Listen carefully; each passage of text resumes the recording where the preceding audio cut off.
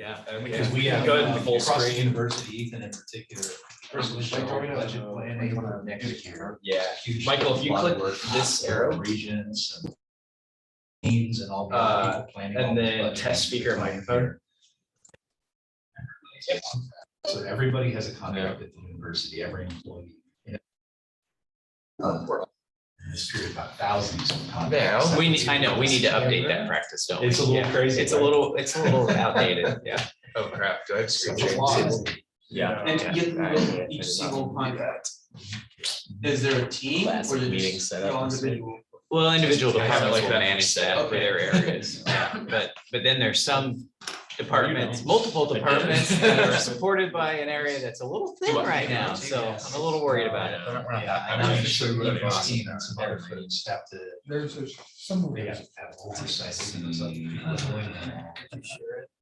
Yeah, just sure. Ethan, is this similar, or is this just a lot more in the weeds of what you're gonna be Yeah, presenting yeah. to the board? Yeah, I will have, Sure, that would do. I'm gonna, I'll condense it and bring it up.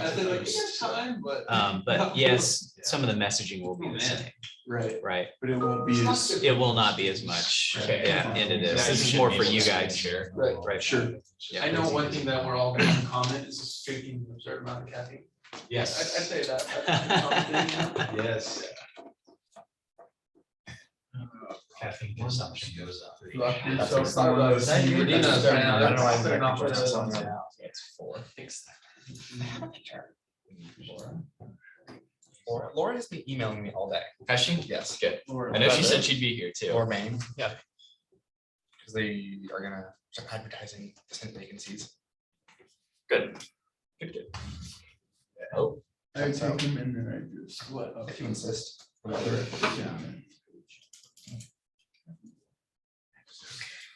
I will text Alexa. No, I saw my name there. What about Adrian? Adrian is out of town, apparently. Oh, you're texting last of town. You're planning. You're plotting spreadsheet.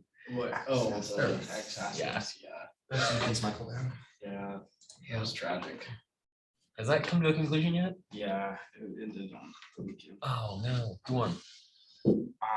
Kinsey Griffith and someone else that I don't. Caleb did not win, sadly.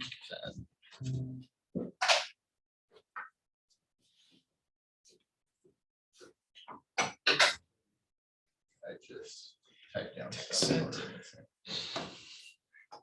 Is that a charger on the back of your phone? It's a MagSafe battery pack. It's dope.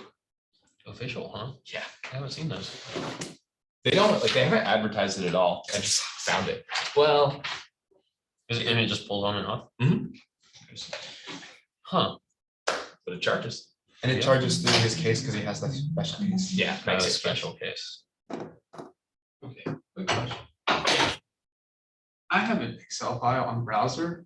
Who knows how to like export it to just my app on the file?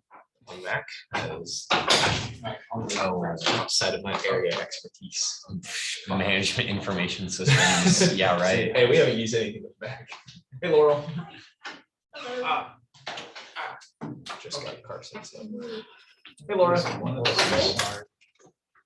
Seems like Hardly managing 50% of of your your information. I have a softball game at 6. Hey, what about Linux? If I get rained out of the game against the brothers in Christ, I will be hit. well, it's kind of Headed that way. headed Did I? that way. I haven't done that in My years. back, I did. It's a lot of fun. Every single year I had a heartbreaking elimination. This is our year. I'm going out on top. What I'm rooting for. game is it? Slow pitch softball. The quarterfinals. This game At all of a sudden on Today board it's for six. absolutely. I guess it's not the You mean crazy the type. quarterfinals?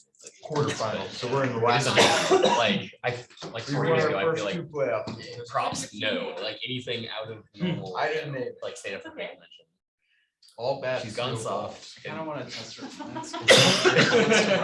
Are you doing the mail anything? Well, and Rachel Oh, no, wanted to we're do all- like we're some all pieces males. throughout her entire session straight. Like Help me. I just Yeah. wanna see How far are we like gonna go the here? direction, say your guys' like. That's so fine. if you guys are there, It's like, It's gonna make our lives. Yeah. If you So just just like, like, do that when you have a people. I'm not quick-witted enough to come up with something that. He's owning it, look at Rubber that. ducky You or score 'em, something. but, I don't I know. think we have it actually. You're 1, the 2, one. 3, 4. I was. We get a very important 6. part at the beginning of our meeting. Do roll You call. get Roll call. How many- Oh. 6. But Michael and I count, which is dope. Rubber stamp. So. I told them if they were horses. Should I screen share now? Yeah, go ahead. Throw that bad boy up there. Yeah. My group the other day that I took into the great room. We like There. walked in, they're He like, knows "Hey, about that button." no one's supposed to. Yeah, I be know. around." Oh, yeah. So, like, Slideshows. those are the worst. Yeah, great. Like I But use that was button cracking up. I'm exclusive. like, That's how I learned okay, it. Like, these yeah. are the rules. I didn't make it up. I learned it the Go I slideshow. thought present- I Well, went up both to ways, later. sorry. That's fair, that's fair. With the Crew hot came keys. through and I thought, oh no, I told him to come up here. No, They exactly. had these closed signs, but I'm glad he went in anyway. I've murdered so many water bottles in my possession. As in like drank all the water or is it ruined the Really water bottle? talking about hail. Just lost. Especially- And ruined the last one. The next Uh, poor Kevin one got ran over by a combine. Oh. Dina. That was awesome. Just gave me the score of it twice, so I know Yeah. some fun facts. Sheer negligence. He gets on my part. a fun 516. Okay. Good to go. Yeah. Oh, yeah. Are there? Problem is Yeah, it goes yeah. through in the stacks and I can't read very good. I don't get bothered by them very I know. much. Feel you, sis. Alrighty, well, welcome in everyone. Thank you all so much for joining us today for our last TFSC meeting of the year. Way to go, team. But today we are going to be hitting on our final main goal as a committee, which is to review the tuition and fee proposal put forward by administration for this coming year, for next fiscal year. So today Ethan is going to be walking us through what that proposal looks like and just kind of the rationale behind everything and what we've got going in, or what we have going into next year. So without further ado, Ethan, I will kick it off to you. Thank you. Well, first, I wanted to say thank you to all of you for being willing to work with our schedule and our timelines, trying to get this into Kbor, but also do it in a way that keeps us out of trouble with Kbor. So I appreciate you guys freeing up some time on, this is dead week, right? So, Thank you for not making us go to Kbor. well, yeah. Oh, gosh. If there was any way I could, let me, yeah. So I just want to say thanks again. So Michael, are you gonna run the PowerPoint for me? Yeah, absolutely. Just tell me when. Yep. So here's what we want to touch on today. We want to talk a little bit about the state dollars that came to us or estimated plan to come to us after the legislature completed their work in the omnibus session. So we want to cover that. How that impacts our tuition rate requests that we're putting forth to Kbor later this week. And then also what we're going to do with those dollars here at the institution, both the new state dollars as well as the new rate dollars, tuition dollars that are going to come to us. So we want to talk about how we're strategically investing those dollars to move the institution forward. And then we want to talk a little bit about just the overall enrollment outlook for the university. So to give you a perspective, if we look at how the university operates between state dollars and tuition dollars, our most flexible components of our funding, tuition accounts for about 60% of that. So it's a huge operating revenue source for the institution. And so we need to think about how is our enrollment outlook playing out and how we're adjusting at the university. So that's kind of what we want to talk about. So here is state general fund budget. It's a bit of an eye chart. Oh, wait, yeah, there we go. A bit of an eye chart. I'm going to talk you through it from left to right. The numbers on here are system-wide amounts. So all 6 universities, these are the dollars between all of them. The first major category there, the subtotal of 45.7, that was the governor's recommendation originally that put forth to say, if the legislature appropriates all these dollars, there will not be a tuition rate increase next year. Fantastic opportunity. The legislature worked through that. They had a couple of different iterations of what they appropriated, but ultimately they landed on 37.5 million. So a little bit less than what they had originally, what the governor had originally recommended. However, the important part of that is there's no language in the appropriation bill that prevents any of the institutions to move forward with a tuition freeze or any fee and fees as well. So we have that flexibility from an appropriation standpoint to move forward with a rate increase and our fee increases that two, for example, are the two that you've seen come through, College of Business and College of Arts and Sciences. So that doesn't mean Kbor will approve them, but we can make our best bet, put our best foot forward. So that's the first major key area that comes to the institution. We have another line item that provides specifically to veterinary medicine students a scholarship program that helps offset their costs as long as they agree to practice veterinary vet med medicine in essentially kind of Western Kansas, ultimately. Another key area that is super important for the institution is a cost of living adjustment. That's how it's framed at the state. 24.1 million was appropriated. There was never even any discussion or question about it. Although it's framed up here as 5%, again, the way we manage our budget between state and tuition dollars, the dollars that we're going to receive really only pays for about a 2% salary increase for the institution. So for us to get to another 5, we'll have to find that funding, or for us to get to 5, we'd have to find that funding with either within the university. Does that mean if we can't find it in the university that it becomes just the 24 million that was appropriated? So that's system-wide for all 6. We only would get about 6.1 million of that 24 million. So, but So it would be like a 2% raise if we can't. correct. Okay. That's correct. That's correct. But I'll get you there. Okay, I'll sorry. get you there. No need to apologize. It's a good question. There were some additional dollars appropriated for need-based aid. And then a couple of really fun new appropriations. One time though, that's the difference between the numbers up above, which are base and perpetual as possible. And then just one-time dollars that they've targeted for special initiatives. Capital renewal of our facilities, huge important need that we have. We have about 440 million of deferred maintenance needs for our mission critical facilities. We can use a component of this, the 35 million that was ultimately appropriated, which also requires a 1-to-1 match. So we'll be able to, my estimate is we get about 10.5 million. We'll be able to double that then by using matching funds in some fashion to really be able to make some improvements to the institution. Ultimately, we need more obviously, but this is a good first step. If we use it well, I believe that we'll be able to tell a story to the legislature that we've been good stewards. We've affected lots of different improvements. Hopefully we can make that more of a recurring appropriation every year. I think that's where Kbor would like to go. The other one up there is 10 million for demolition only. So another thing that Kbor wants us to be able to do is start taking down some old decrepit facilities that we have, and we have several. No match required there.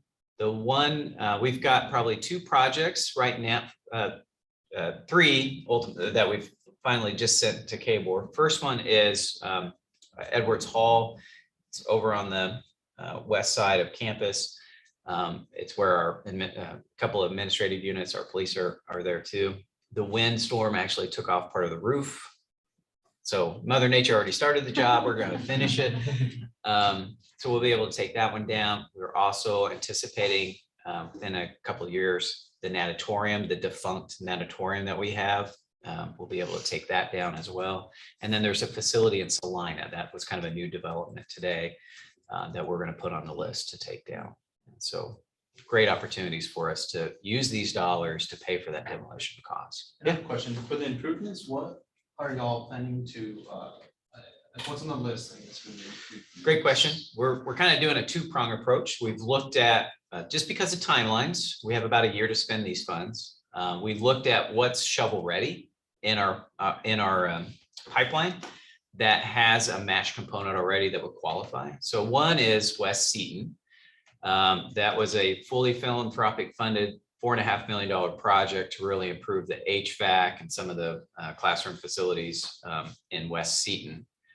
We'll be able to expand that. We're going to add some additional dollars and take then those improvements further on down into the facility, to the second and first floor. So really get a much more holistic improvement. And I think that's an important part of it, right? We're going to leverage the economies of scale while we're already in there to really make a bigger bang for our buck ultimately for that improvement. There's a HVAC replacement in College of Vet Med that also meets the match. We're gonna do a pilot on Anderson Hall. This is kind of an exciting one. We want to pilot to see what kind of windows we could replace there. So it's a historical building. We have to work with the Historical Society to get approval for replacing those windows. We don't know what it really costs or what design the society would approve. So we're going to do a pilot working with them, find out what that is, and then hopefully that could inform us for a future philanthropic campaign to really replace those windows over there. I think it's a good opportunity for us to really try to.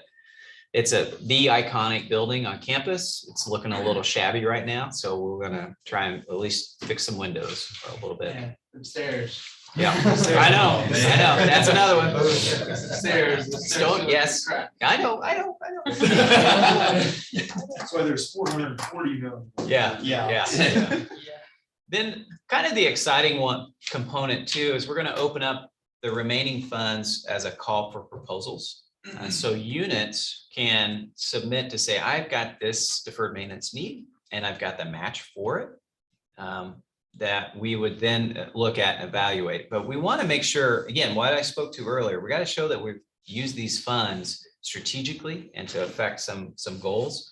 So we want to, when units are putting in that proposal, we want to understand how's that affecting classroom utilization. That's a key Kbor goal. They want us to improve how often we're using our classrooms and our spaces. We want to see then how can that renovation help, like a SEM initiative, an enrollment initiative, or a research initiative. So we want to be able to really frame this in a way that it wasn't just fixing things, it was improving our spaces in a way that leveraged against different strategic goals for the institution. So that's kind of the exciting component of the process that we're going to use for that 35 million. So I know that was a little long, but I get a little excited about that. So Ethan, remind me that match, so to utilize the Kbor dollars, we have to come up with yes, money, and that can come from anywhere, correct? it can come from anywhere: philanthropic dollars, tuition dollars, fee dollars, all those things.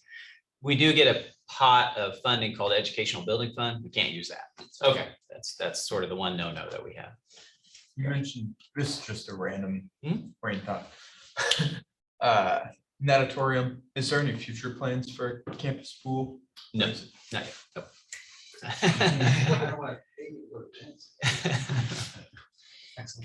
I think the community has been working on a potential solution, and that's really the more appropriate opportunity, is a more community holistic focused solution to help with the high school community needs, those areas. So, okay.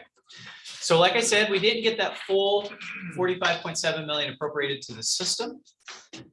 How that translates to K-State then is we should have received about 13.4 million. Instead, we're only going to receive about 11.2 million. So that means we were about $2.5 million short of that goal. The way we're approaching this is to request a tuition increase enough that basically backfills that remaining component, right? And so for Manhattan and Salina, that's about a 1.3% tuition rate increase. You'll notice that Med actually is opting to hold their tuition flat. They are going to forego that $204,000 that they're missing out on. They've been under a very, very targeted campaign to keep tuition rates flat. This is actually about their 6th year, I think is what Bonnie said. And that's because about 6 years ago, they were called out for their cost of attendance in a publication. And so Bonnie's been on a real mission to keep costs low despite the same challenges we all faced, increased operational costs, need for, being able to hire and retain good faculty and staff. But she's working really hard to keep that flat. Does that get offset by the 250,000 from the scholarship? No, that's a totally separate line item. Yeah, good question. So that's what we're in essence kind of putting forth for your consideration today is about a 1.3% increase. At this point, based on today's discussion, I think that's the methodology all the other universities are approaching, is to, in essence, only ask for enough to get to the amount that they were short. Kbor then will obviously take all of that into consideration and have their deliberations ultimately. I have a question. So I guess if we're basing like the difference here off of what was originally proposed in the governor's budget, where do those numbers come from? Like, it seems like almost arbitrary. Kbor. And if Kbor didn't approve the original funding, why would they approve us to increase tuition to get back to where that original? So Kbor is the one that initially calculated that 45.7 to include in the governor's recommendation. Okay. Yeah, so and what they did is you see up there, there's three different lines. The first line is restore state investment. So that's 4.7. What happened between between 21 and 22 is some of our line items were reduced below where they were originally appropriated. So that's just restoring it back to the original FY21 levels. Then they took a higher ed price index increase against our base operating dollars. And so they used a 1.9% increase against that. So that's what the Board of Regents originally proposed Yep. anyways, and so the legislature just didn't approve that, so. They didn't fully That's approve that. where That's the- exactly right. Yep. Okay, Yep. that makes sense. Yep, that's exactly right. Yeah. And then you'll notice that third one, that's where the state pays for it. In that instance, they were saying we were going to buy down a 2% tuition rate increase. So Mhm. that's what they were ultimately trying to get to. That Yes. makes Of sense. those three line items, are they restricted to any particular uses? Some are, some aren't. There's multiple line item appropriations that these dollars would apply to. Okay. Some are targeted initiatives, but like the one for the K-State Manhattan, it's for the general operations of the institution. Okay, of the, what is that? $8 million that we lost. How much of it was like that general use and how much of it was restricted to particular uses? It was all the general use. Okay. Yeah. Mhm. You'll kind of see it at the next, go to the next one, Michael. So that column that says ESAR, that's really our research and extension arm of the institution.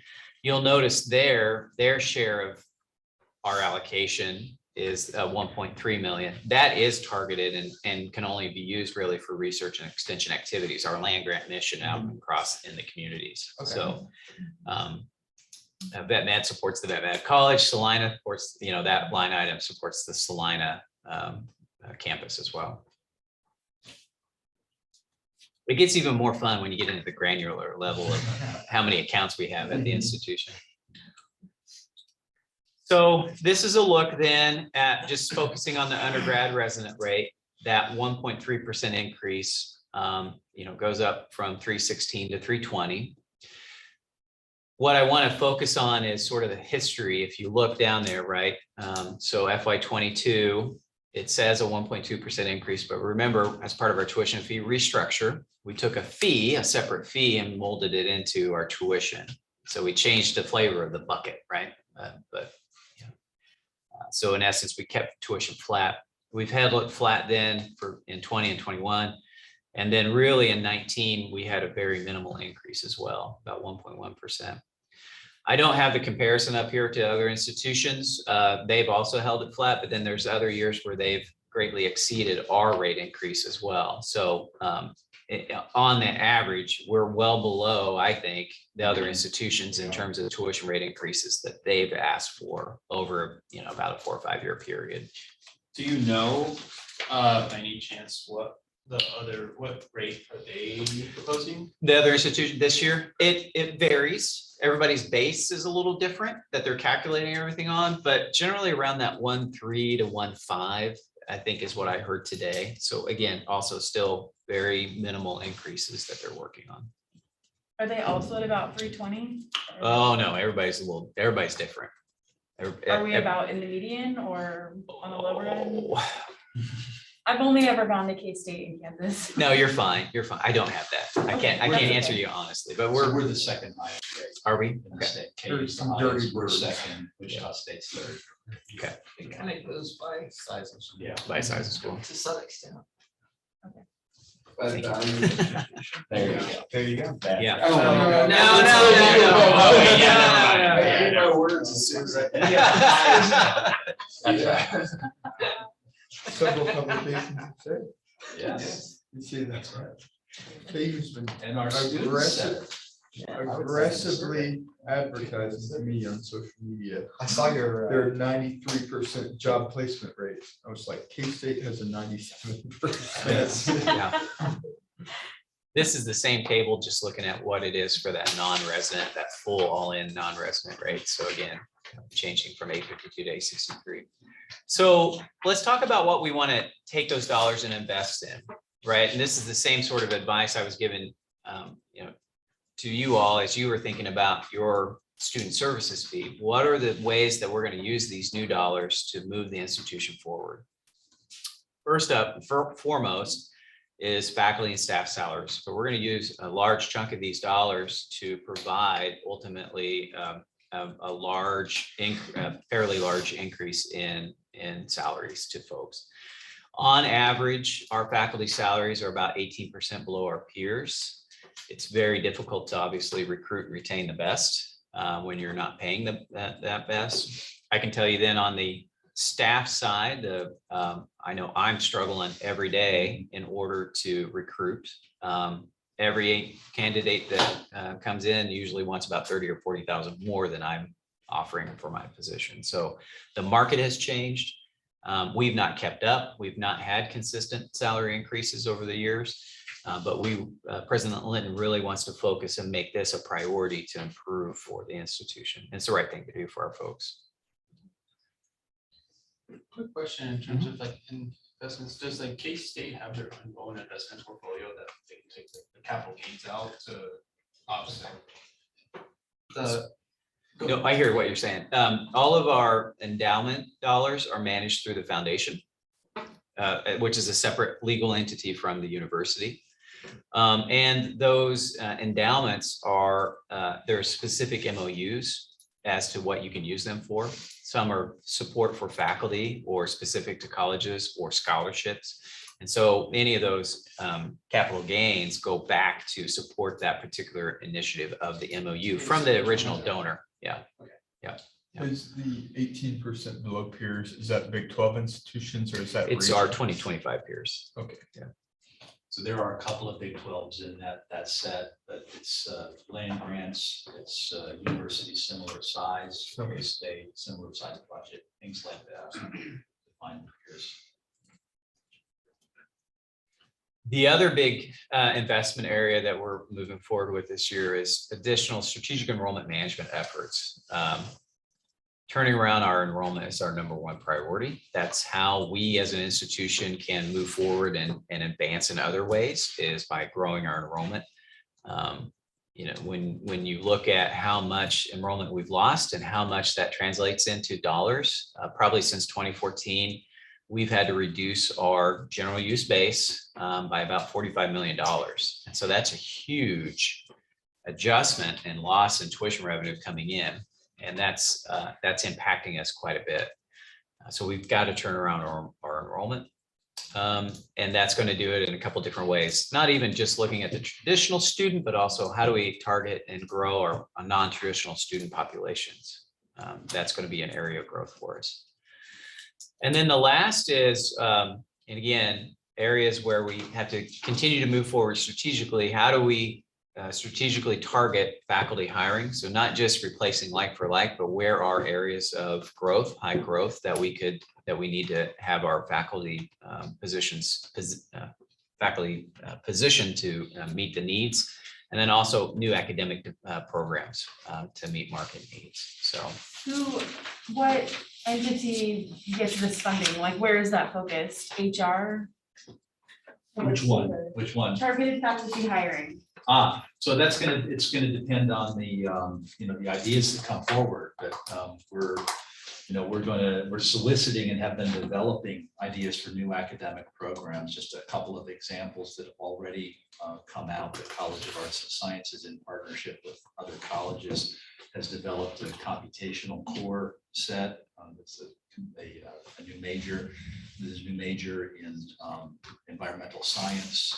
It's a partnership among several colleges. These are majors: computing, environmental science. There are things that students have been telling us for years we need to offer more of. Those are just some examples. And so the dollars will go where great ideas come.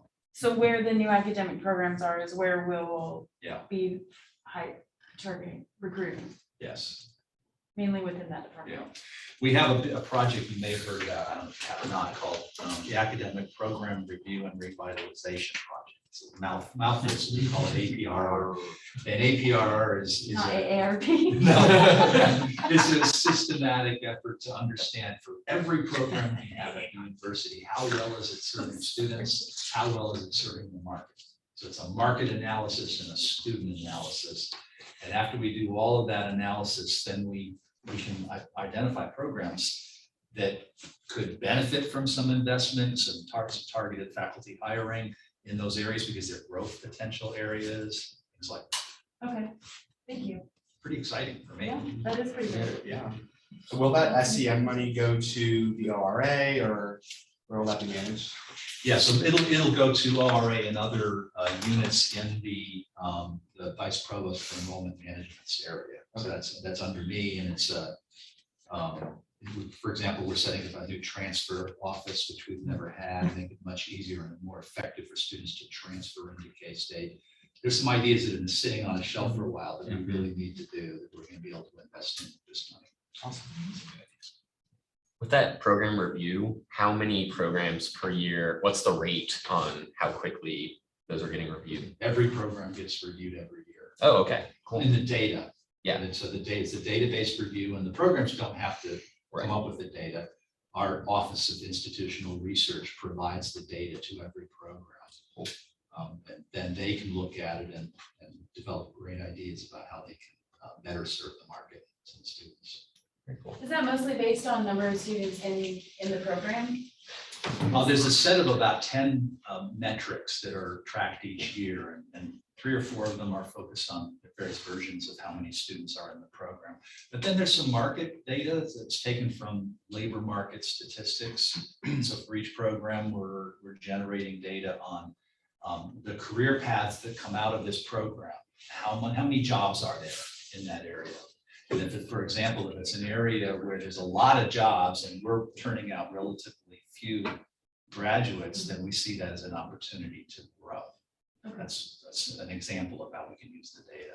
Yeah. And then there's other data in there about the quality and effectiveness of the program. So some assessment data is in there, how well our students do in the programs, things like that.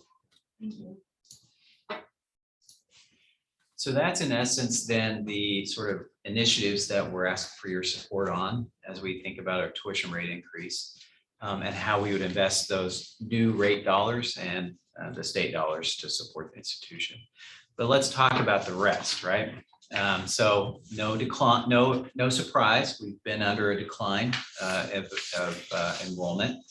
We're predicting a further decline next fall, wholly driven by our smaller returning cohorts, right? So as we've graduated a larger class 4 years ago, we brought in, or however that worked, we brought in a smaller class, right? So as you work that all through the pipeline, we're gonna have less students here next fall. We are keeping our freshman class flat. What did I say? I tried to give an analogy during Yeah. Senate one time about a snake. A snake, yeah. Everyone's giving me I've crap tried about it. snake and a pipe and I still can't get it right. Yeah. That was Cameron's really has lived funny. on. Yeah, we should still talk about the snake. The snake. It doesn't make sense. It doesn't get there. You tried so hard though. I think we got there. Yeah. Yeah. We got So- where you were going. So the one thing though that we are doing is being a little conservative in our predictions and basically saying that our new incoming freshman class is going to be flat with last fall. However, we're seeing some very positive signs. Our registrations for orientation and enrollment, our housing deposits, which are both very critical yield factors. If you get both of those, a student that does both of those, you have a very high likelihood, about 98% chance that they will come to K-State. Those factors are up. We're seeing those more than what we had seen in the prior fall.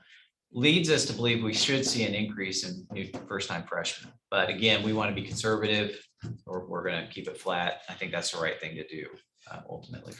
Meaning we're capping how many are accepted. No. What do you- This what is do you just mean by purely cap? from a budgetary perspective, Okay. how I'm calculating Okay. tuition revenue. So we're kind of expecting, people like me are expecting to have an increase in the first year class, but people like Ethan who have to worry about balancing budget Right. are projecting it to be flat, and that way we won't be disappointed. We'll be happy when We'll they're be there. happy when they're on. Exactly.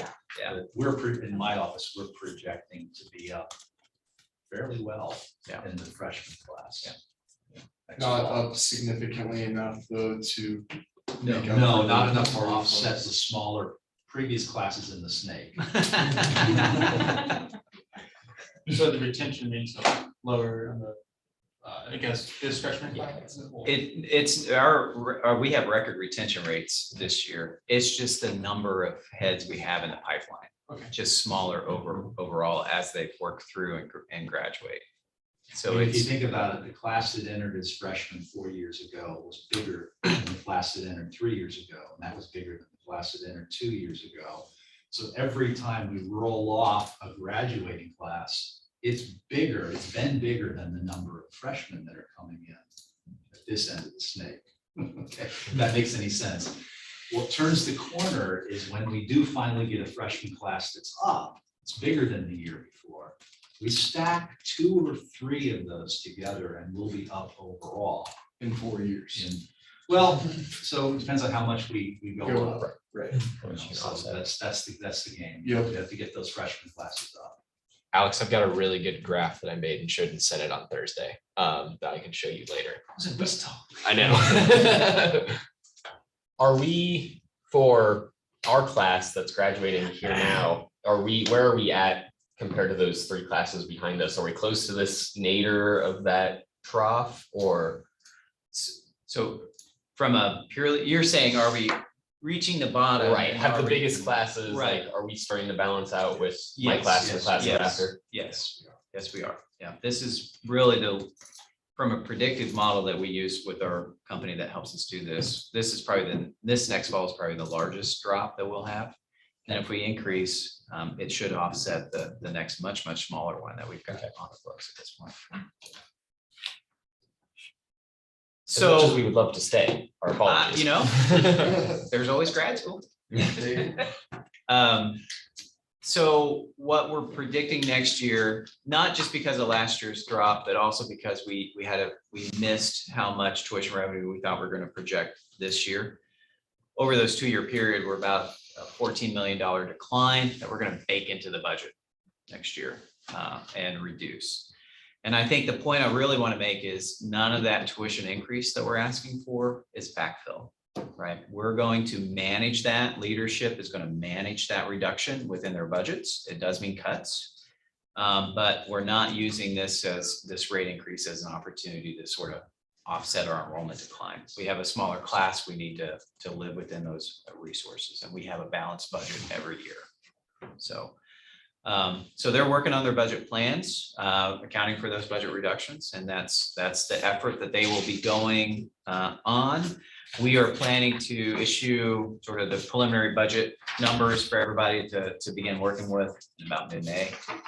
And then they'll be working through that in order to establish their budget, finalize their budget spending plans for that next fiscal year. So Ethan, that phrase that you just used there, we've already baked it into the budget And we will be using the new ask to, strategize specific investments. Should be the same narrative that we're conveying when it comes to student I services. agree, yes. Because I mean, that literally is Yes. what we did, and Exactly it was taken, we were all trying to figure out how exactly to say that, but I think that's a really good metaphor. to use. Now it's more clear. Yep. That's the perfect message for you all. Good. So that's the end of my song and dance. I think we're happy to answer any questions or anything else. Yeah, so this question is a little bit more long-term than this year. So with this projected drop for next year, looking at like a potential tuition proposal for FY '24, is the goal basically to keep this, call it our new normal budget, flat into the future and raise as we increase the number of students hopefully in the future? Or do you anticipate another round of cuts essentially to get lower for FY '24? So I think, let me separate those questions a little bit. Okay. I think tuition rate increases, there's going to be much more broad-based discussion at Kbor about what their expectations are to the institutions and what they would like to see potentially if tuition rate increases are discussed, right? And that discussion will probably happen this summer at their budget workshop. What we will always have to manage to is if we have a drop in enrollment, right, we will have to manage to that drop overall. Or even if we have a significant change in mix, right? So let's say we suddenly increase a bunch of in-state students, but we lose a bunch of out-of-state students. Think of that pricing differential that happens there, right? So it becomes a bit of a complicated dance to sort of bring those two together for the institution, but we'll always manage to that reduction. But I think ultimately what you're trying to say is, can we get to a stable budget? And that's what I really hope we can get to, is a stable budget. And that's actually part of the plan for why we would keep it flat, that new freshman class flat, because if we beat it this fall, we still have a much smaller planned reduction in freshman or returning cohorts for FY '24. My hope is then we could have a steady budget at least for 2-year period. We wouldn't have any other reductions. So, Yeah, for sure. Another factor here is projecting that the state budget is, will be pretty strong for at least another year. This was a strong budget year for the state. They had a lot of money this year. So this was a year in which we were able to get back some investment from the state. In fact, this was the best budget in a decade or so. more than decades, yeah. Yeah, well, I've been here More than a decades, long yeah. time. And we're hopeful, or Kbor is hopeful, that next year we'll get another round of investment. If it pans out, it looks like it's going to be another good budget year for the state next year. Receipts are good. Tax receipts were setting records this year. So that would mean another year of better, if it happened, better investment from the state. There's at least a possibility of that. And so that would help us stabilize our budget going forward to get that added base from the state.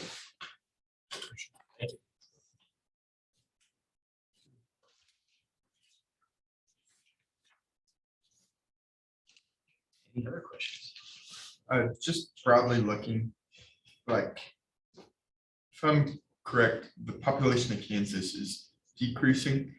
Like, where does that factor in? And you're like, are we trying, like, what states are we going after? Like, I know Missouri has in-state tuition right now. Are we looking at solutions like that? Yeah, I can't talk in too much detail. I'll just tell you, for Kbor reasons, we can't reveal this stuff until it's approved. But we're really have, I think, a very exciting plan going forward that's going to really boost our interest from out of state, and wider range than just Missouri, and offer really good opportunities for them financially. That's what I like to hear. I'm excited about the plan that we're going to bring forward this year. We've had a lot of success with that Missouri plan. Oh, yeah. That worked out So incredibly. So this building semester I on started that, giving that campus experience. tour. I mean, all the time, people from Missouri, they were just like, well, if I want to go out of state, this is probably my best option, like. It is. Yeah, so we want to extend Very that good feel.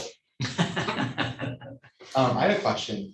when we're looking at the 18% below our peers, is that purely like dollar for dollar, or does that factor in like cost of living and other factors? It's just dollar for dollar, Okay. pretty sure. It is, Yeah. it's just dollar to dollar. Yeah. Well, say there's a little bit of control in that most, I'm just thinking of a set of peers, they're actually in similar cost of living areas to us, most of them, in Oklahoma states, places like that are our peer set. Okay.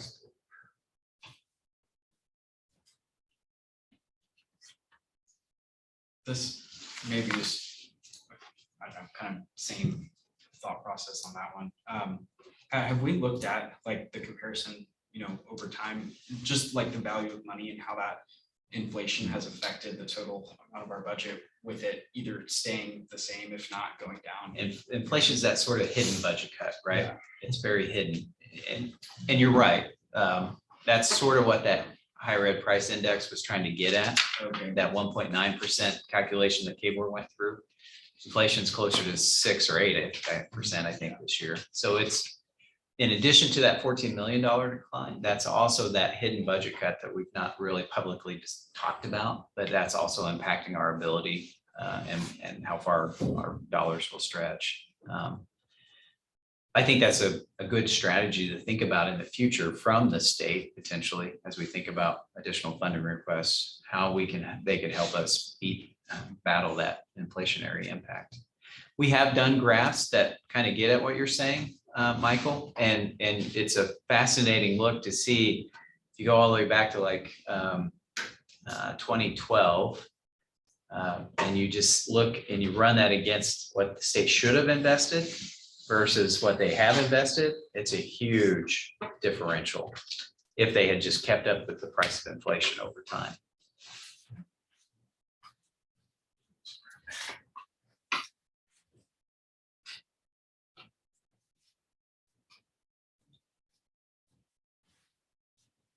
Kind of on an opposite end, especially with the pandemic, it seemed like freshman classes everywhere were a lot smaller. And now that there aren't as many pandemic restrictions, then say high school graduates that would have come during the pandemic delayed that coming until the fall.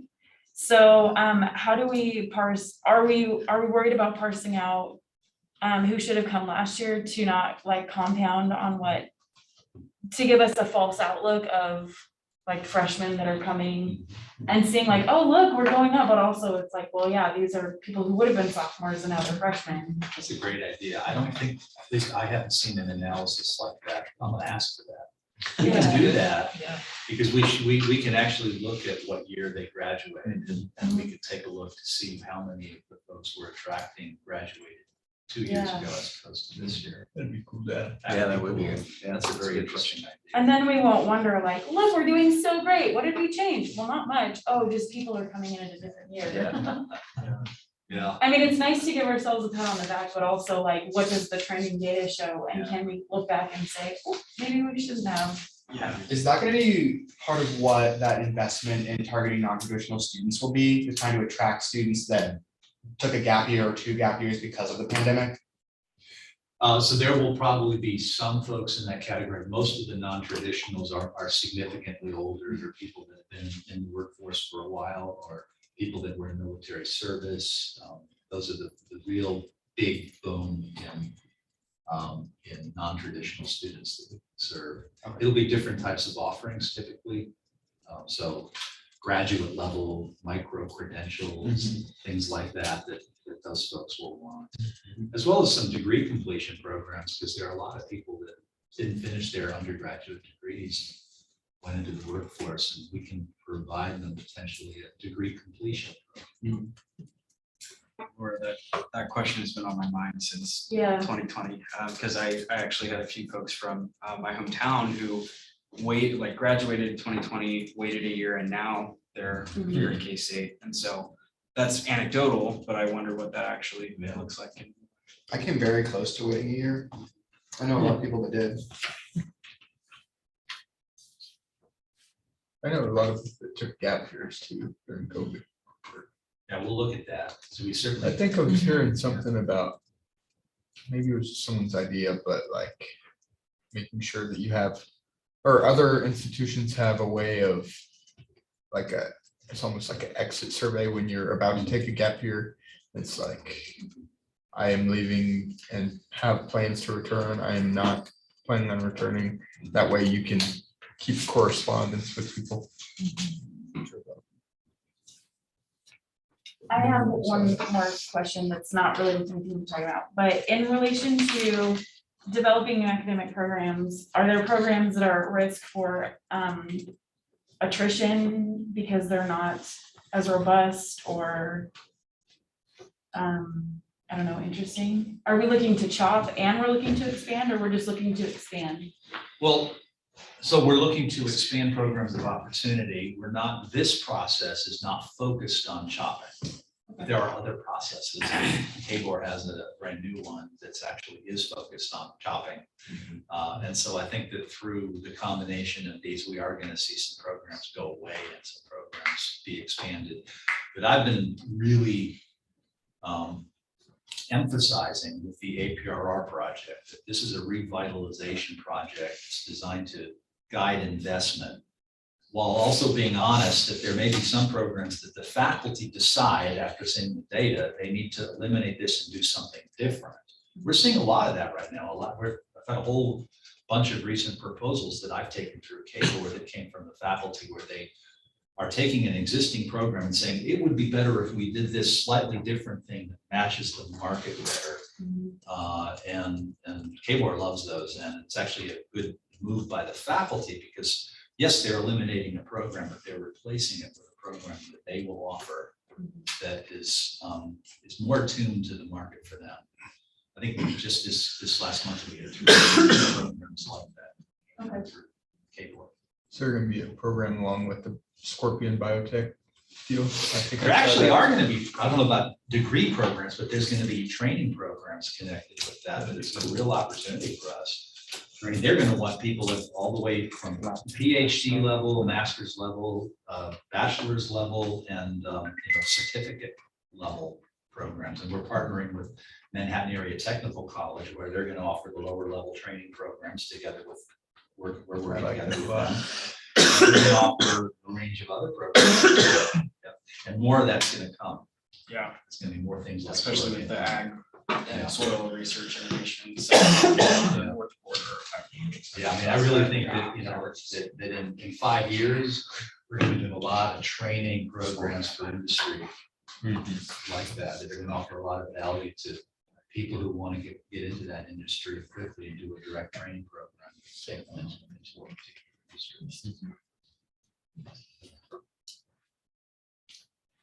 Awesome. Any further questions about the presentation from today? Alrighty, with that, thank you very much, Ethan. Sure. So unless you have any closing thoughts, Just thank you. yeah, no problem. So looking at our role as a committee from the information that we were just provided, our goal today is to just have a little bit of a discussion about what we just saw, and ultimately vote on whether or not we want to put our stamp of approval on this tuition proposal. So that'll be included with the Board of Regents, what goes to them. So yeah, our committee has the chance to give the student support or the student say on our opinion on this. So I'll go ahead and open up the floor for any discussion, any thoughts that anyone had. And yeah, we'll take it from there. I don't know if is there anything on Zoom? Just curious. I don't know if I saw anything or not. Cool. Yeah, we have a few people on Zoom too. Yeah, you want to click participants really quick. Thanks. Nice. Oh, hello, Dr. Lane. I had been listening. I had been listening intently. You all have been asking wonderful questions, and Ethan, you've done a wonderful job. Thank you. Awesome. Yeah. I think students might look at 1.9 or a tuition increase and think that seems a deterrent for increasing enrollment, but I also don't think it's one, bad business practice, or two, not feasible. I think the general understanding of inflation is it's going up, and so I don't think a 1.3 increase is alarming, as I think the difference is I'm not making enough, but we know that inflation increases. So I think to, like Ethan was pointing out, compare and contrast what inflation looks like versus what a tuition increase looks like. It's been nice that K-State's been able to hold tuition so constant so long, but I also think we recognize, I would imagine that it's easy for this team to support the message of it's necessary and it's minimal, really. So, I mean, I'm saying all of this in support of what might look like a scary thing to students is a necessary thing to keep going. Kind of bouncing off of your statement there, I like looking at the previous years on the percentage change. It does fall on the relatively low side of from like the 7% increase on 2014 to 2013 or now, which is 1.3. The inflation rate's like already above 7% this year, maybe both last year or this year, which is quite nice. It's very nice to see that y'all are trying to keep it very low. Aside from the inflation being an outrageous number at the moment.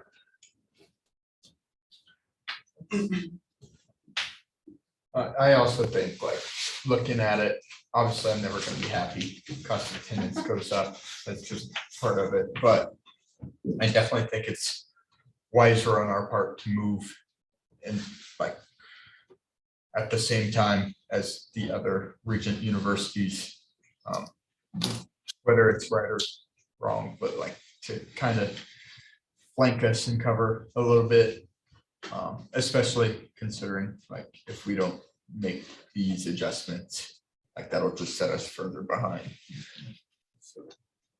I appreciate the priorities, certainly, like, as a student, if I'm paying 1.3% more for my tuition, I would expect to see a higher value for my education. Number one priority being securing the best faculty and staff and have maintained competitive salaries. I think students will directly see the impact from this, and that will be reflected in the value of the education by competitive faculties and everything else. Also appreciating the faculty, I see 18%, and I wish it meant the opposite. I wish it meant that this little increase could mean 18%. Obviously, it's not going to, but I do think that there are some really good faculty that we have that may be a little disgruntled because they don't get a lot of pay, COLA, all the things, or merit necessarily. So I agree with you, Parker, that you were saying, I think retaining and recruiting the best faculty and staff really make a difference and increase the value of the education that we are receiving. I heard a quote the other day that like humans don't make decisions based on information, they make decisions based on incentives. And you know, I think over the last few years, I just want to applaud the administration for being really intentional and working with Kbor despite that hard stop of no increase, keep it flat no matter what. I also do want to call out that, like, while we have had that, that hasn't been an incentive for more people to come here. And so I think that you know, when we look at it, even if we were to completely devalue the cost of services that we're providing, I really don't think that that's going to pull the lever to bring more students here. I think that's a personal choice that folks are making based on the incentives and other ways that they're getting pulled in their environment. And so that's personally why I think that a 1.3%, right, increase is not going to disincentivize more students to not come here.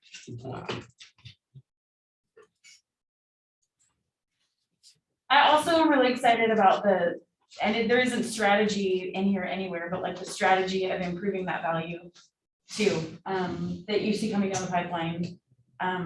And that is very well implied in this rate increase funding information plan. That gives me hope and excitement. Although that may be a minor setback, that there's a long-term gain for improving the overall like business value of coming here to the state. I just wish I had a time machine, you know? Yeah. Like I love these conversations, but I really just want to see what that future is gonna hold, because there's so much good stuff on the horizon. And I want to flash forward to it so that we can see the rewards of the hard times that we've had the last few years. Well, we have a high engagement with our alumni and then our, Oh, there's grad school too. and we always appreciate when those alumni become donors as well to the An institution. excellent way to stay engaged. Need that lifetime membership. You know who gets to see a lot of those good things? Foundation trustees. Okay, it's a little out of my. You'll be getting an email the day you graduate. So I can avoid the email if it just. Yes. Oh, my. You're really thinking outside the Wrong side of the box. I'm gonna put on my dad hat and say, maybe you should go ahead and graduate. Crash through, you think of that. I gotta see security.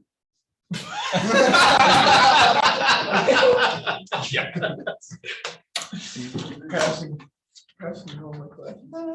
Look at you go. Did you already get into a master's Yeah. program? Yeah.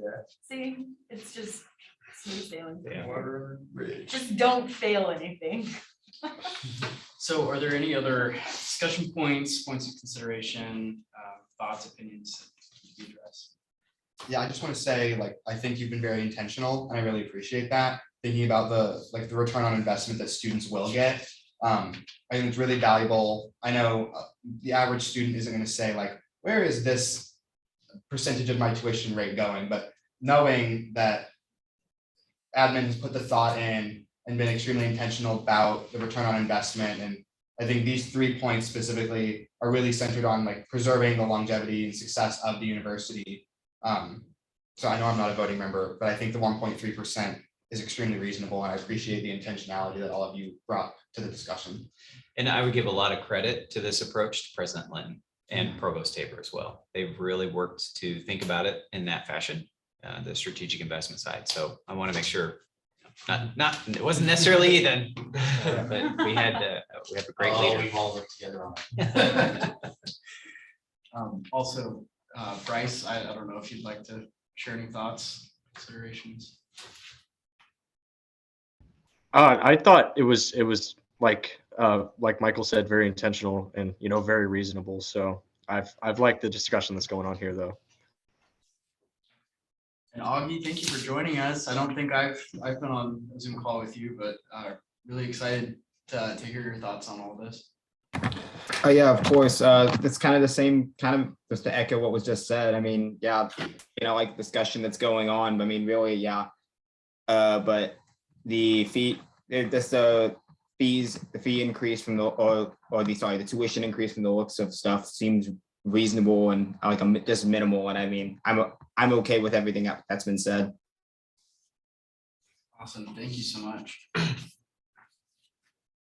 All right, yeah, so with that, we're hearing lots of positives going around. So at any time, if anyone would like to make a motion to approve. How much do we approve this?